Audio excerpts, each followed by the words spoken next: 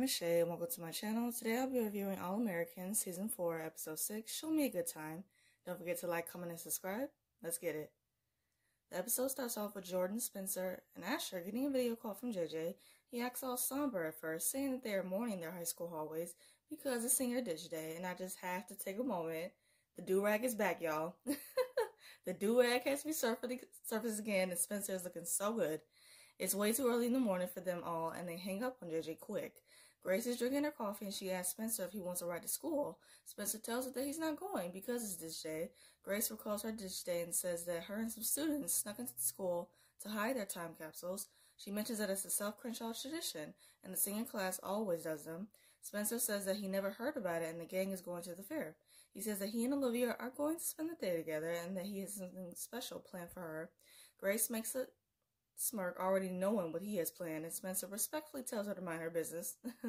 Spencer is at the baker's with Olivia, and he tells her he has a surprise for her. Coop and Patience are at Sawson's Cafe. Patience says that she could care less about all the rides, and all she wants is her funnel cake. Coop gets a call from her lawyer, and afterwards she tells Patience that they filed a motion to have the misdemeanor charges dropped, and she needs to fill out some paperwork. Patience mentions how Coop is getting real comfortable with her story, and Coop replies that her being self-defense works out for everyone. Coop says that Patience can come too, and that they can go to the fair straight after, and Patience is not here for that.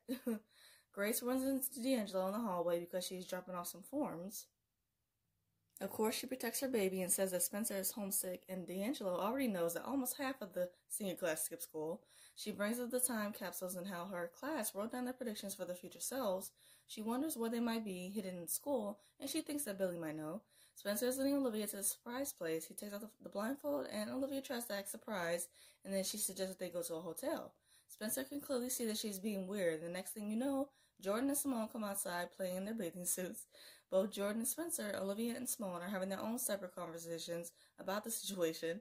Jordan says that Spencer gave him the open invitation to use the cabin whenever he wants, and Spencer tells him that he meant that just to check in with them first. Simone feels bad that they ruined the surprise and suggests that they leave. Olivia tells Simone that them leaving now will make things weird. Both Jordan and Simone have this moment of questioning them while they are at the cabin, and Simone knows that they were about to do the nasty. Simone makes a comment about how she thought Liv was going to wait until after prom, and Olivia says that she is not a cliche. Olivia mentions how Jordan is so excited for prom, and Simone says that she wants to make sure that he has a prom of a lifetime. Grace and Billy are having no luck finding the time capsules. They run into D'Angelo, and he asks Grace if they are still on for dinner tonight. He offers Billy to bring Laura and make it a double date, and Grace's face is like, oh hell no. Billy says that he loves to eat and has a light bulb moment of where he thinks the time capsules are hidden. Jordan is going on and on about lapels, and Spencer has had enough of it. He says that he is going to go inside to check on Olivia, and that he will catch him another time about this conversation. Spencer comes to Olivia, and she's working on their assignment. She apologizes and says that she wanted to get some work in while he was relaxing, and promises that she will do better. They kiss and try to take advantage of them being alone, but by that, they are interrupted by the sound of a loud air horn, and you already know who that is. Of course, JJ pulling up in a party bus. Olivia asks JJ why he's at the cabin, and JJ replies that he was with Gabby at the beach, but that she wanted to clean it up. He mentions that the senior day is supposed to be fun, and says that he decided to bring the party to his people. Jordan questions JJ how did he know they were all there, and JJ says that he activated Find My Phone for their phones and the girls. The second JJ leaves, they all pull out their phones and uninstall the app. Coop comes over to Patience, and she is with Layla and Asher. Coop tells Patience that they can go to the fair now, and Patience says that she is all good. Coop gets a call, and Spencer says that his romantic getaway actually got away, and invites her to bring Patience to the cabin. Coop agrees, and Patience makes a comment, assuming that she was talking to her lawyer again. Coop says that it was Spencer inviting them to the cabin, and Asher pulls a live of JJ saying that Skip is about to be lit. Olivia, Spencer, and JJ are discussing where everyone will sleep, and Patience and Coop arrive. So does Layla and Asher, hoping they will have room for one more. Not much.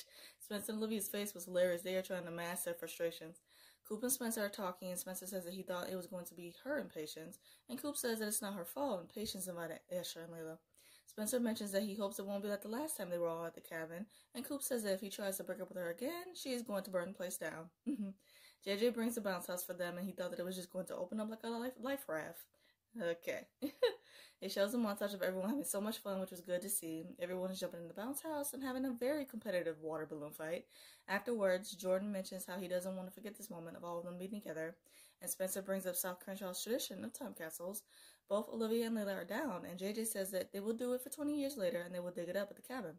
Grace and Billy are struggling to find the time capsules, and Laura comes to see Billy in his office. They tell her about the time capsules, and they are going through the other capsules they found. They see a food item and a joint, along with some other items from the class of 74. Laura tells Billy that they have dinner reservations, and Billy says that he pushed it back an hour, so they're good.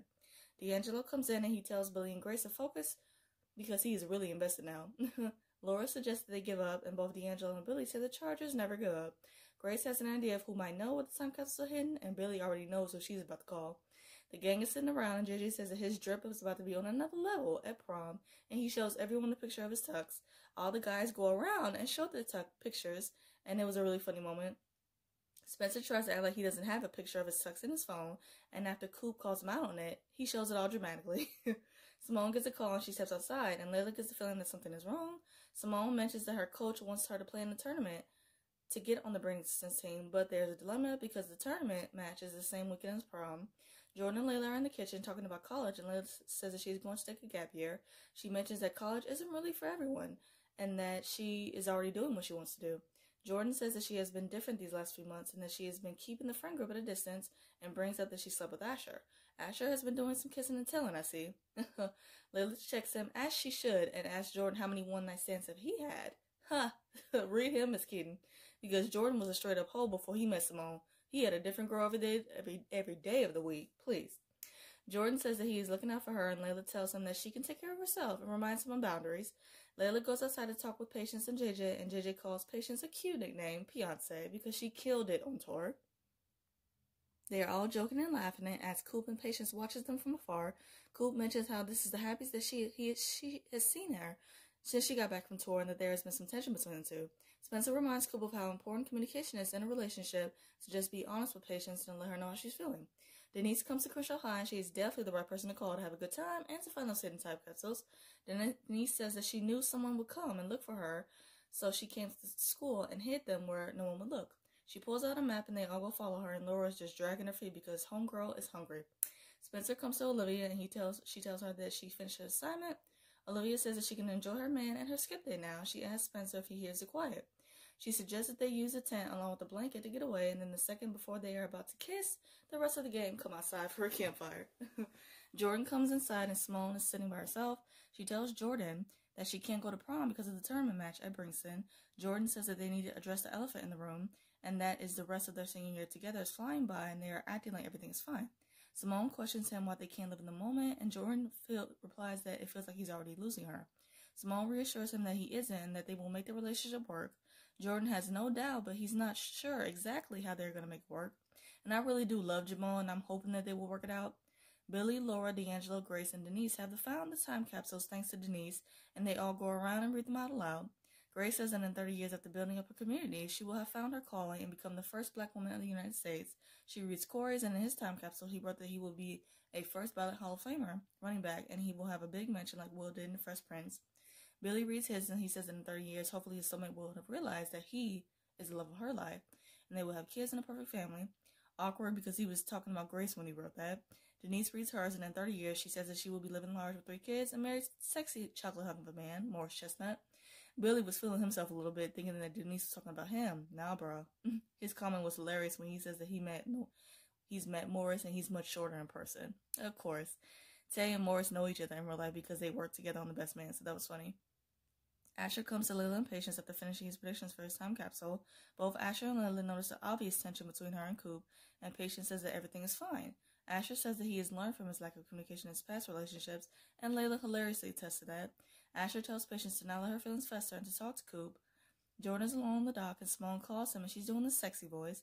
She starts to get Jordan all hot and bothered, and then she stops talking, telling Jordan that that's exactly how they'll make the relationship work. They kiss and make up and decide to go to bed.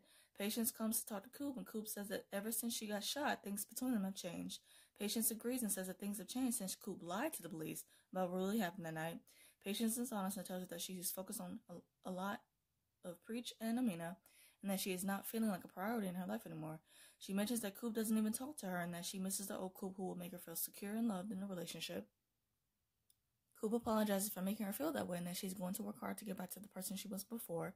They make amends and hug before going back inside the cabin. Spencer and Olivia are watching them from afar and agree that their relationship is hard and that their communication is on point.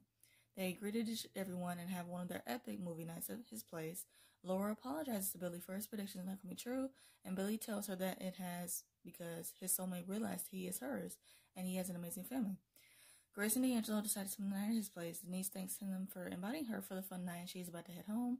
Billy invites Denise to their house for dinner, and while Billy is walking away, Laura pulls out the joint and says that they are about to have some more fun. Olivia and Spencer are on the couch watching a TV show at his house. Olivia stays the night because Grace is having her own fun and sexy night with D'Angelo. They decide in that moment to make love, and it's beautiful. The next morning, JJ says that he buried the time capsule by a big tree, and both Lila and Asher wonder if he will remember where it is. JJ says that for sure he will remember. Okay, if you say so. The time capsule videos begin, and Layla starts with hers, and she just says that in 20 years she will be a mogul with a daughter, having the same connection and relationship she had with her mother. Asher says that in 20 years he will be living in the moment and see where that takes him. JJ yells out, "All right, coach." JJ says that in 20 years he will be able to bring the friend group together and hopefully he will be taken seriously. Coop says that in 20 years she will be doing something fly with Patience by her side. Patience says that in 20 years she's not sure what she will be doing. Jordan says that in 20 years he will be retiring from the hills of the Hall of Fame in the NFL with his beautiful wife Simone by his side.